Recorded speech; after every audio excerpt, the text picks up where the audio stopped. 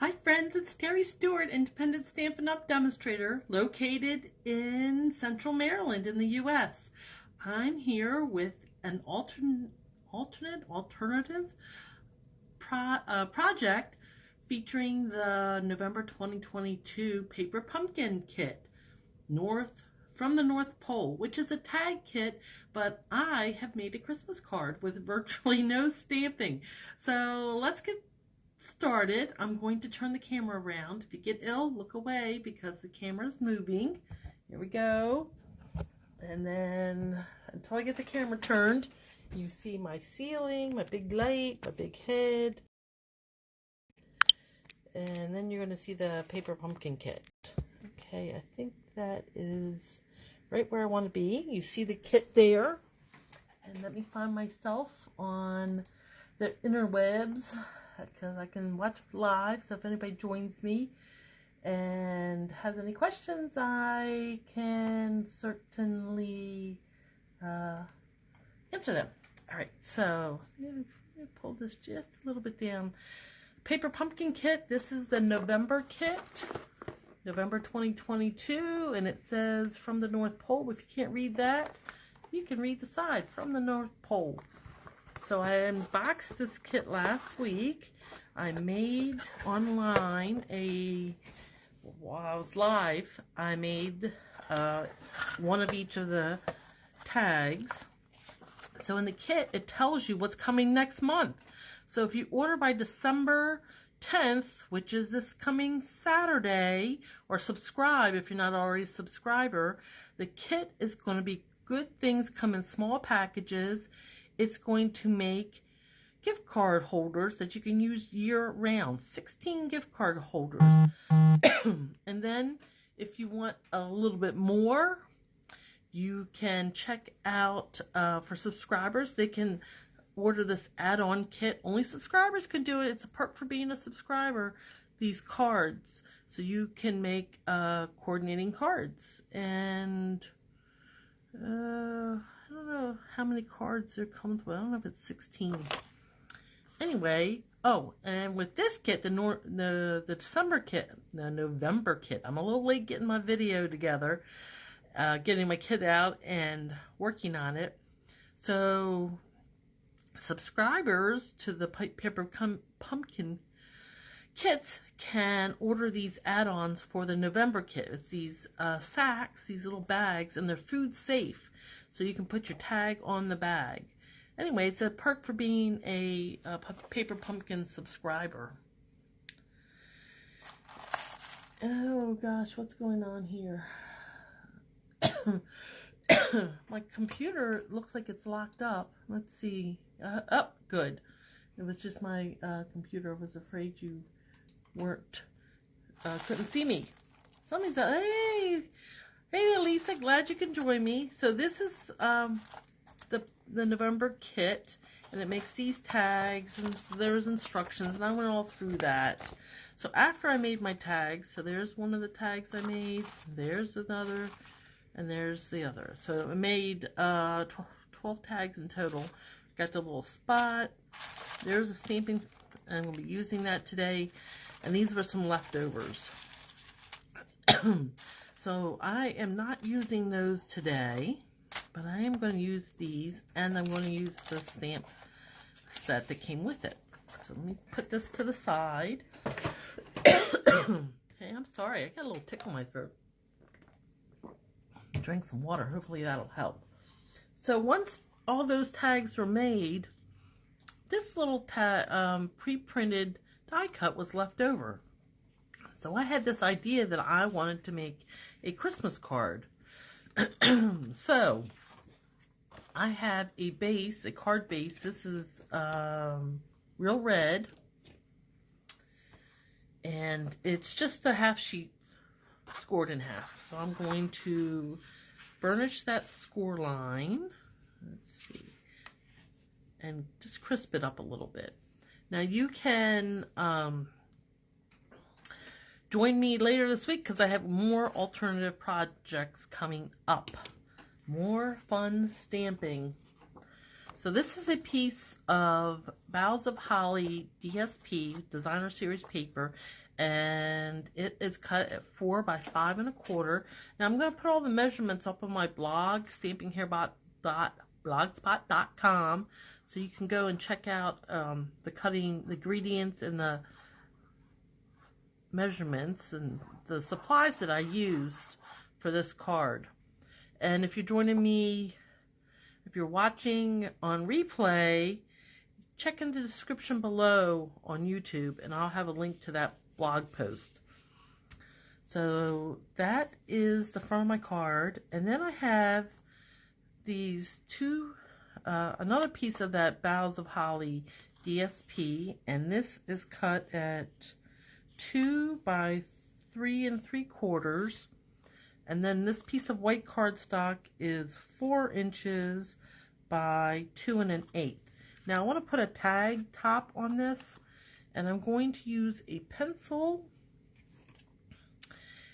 and my grid paper. So I'm going to mark a 1/2 inch over and a 1/2 inch down. And I'm going to do that to the other side too. So a 1/2 inch and then a 1/2 inch over. Now I could take my scissors and cut them, but I tend not to cut straight. So I'm going to bring in my paper trimmer and put the marks right in this cutting groove. So each one goes right in the cutting groove, and then I'm going to bring my cutting blade over and slice it off. And so this is going to give me a tag top. So put each of those marks in the cutting groove, and there we go. Voila. And that's it to make the tag top. And I can use the eraser. Oh, of course we're going to have the telephone ring, and I forgot to put my cell phone on silent, so I'm sure you're hearing those noises. So this is a very noisy video. Sorry for all that. Alright, and now I want to do the same on my. Let me trim this up a little bit. It's a little ragged right there. Yeah, much better.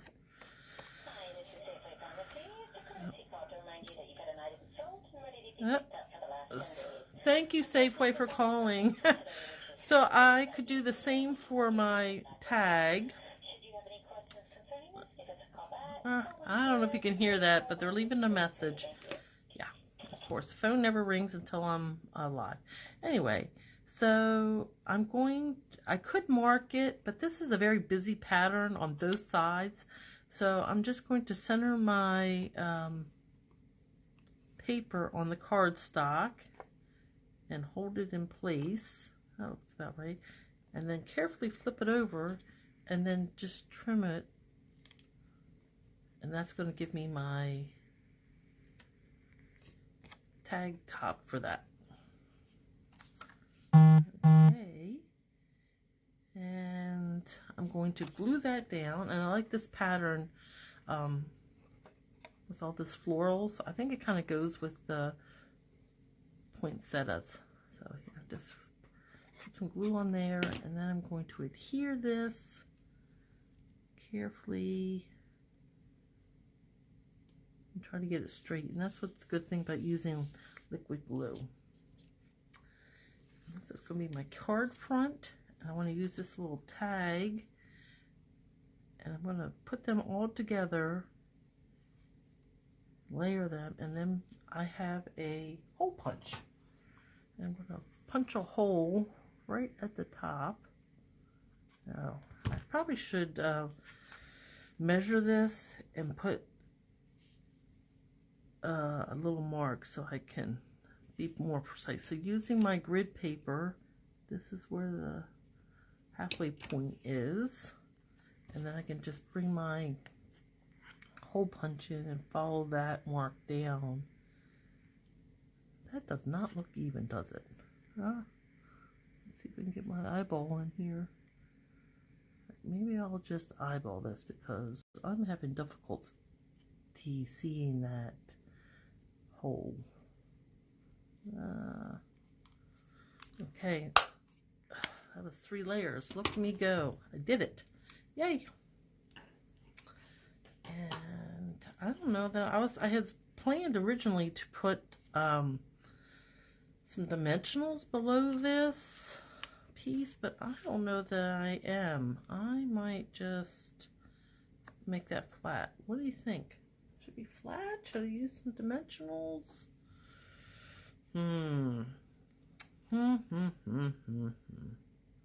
Okay, I think that I am going to adhere this down and then use dimensionals on my ho-ho. So let's put some liquid glue on this and put this, I think I'm going to put it down going to the right side, kind of like that.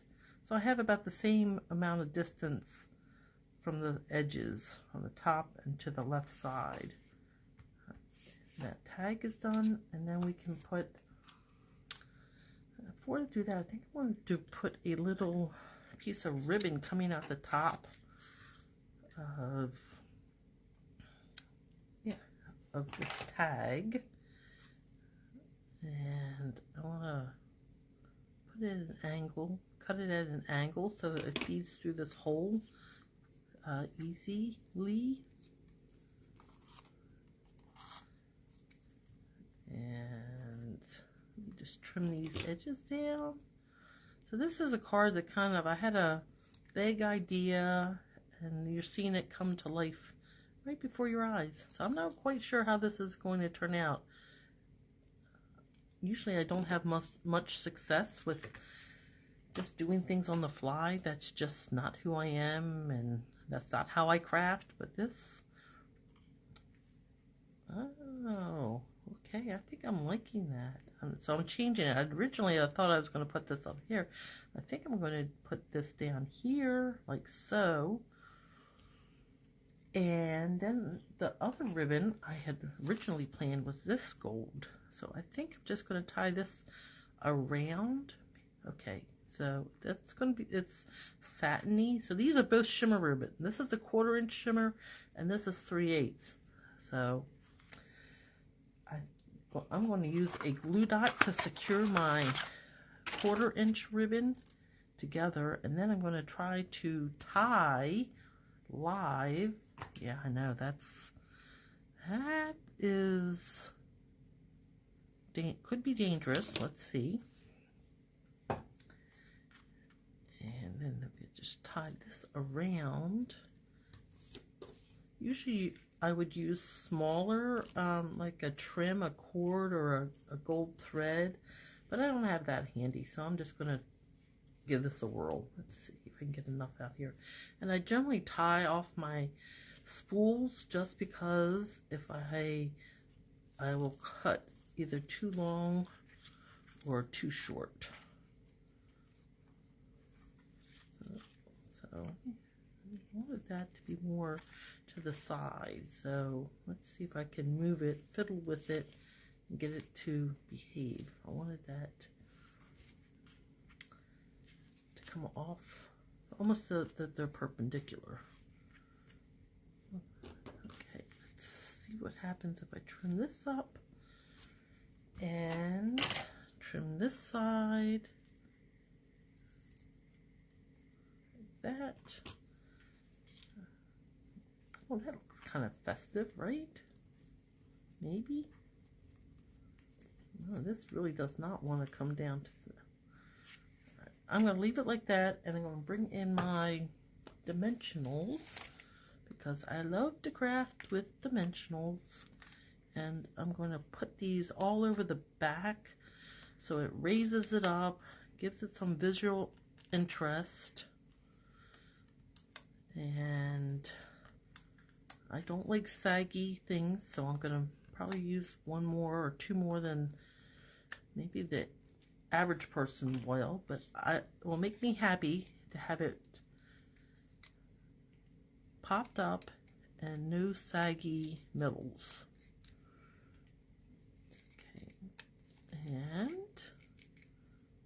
think that's it. Put it towards the top, and that'll cover the hole that I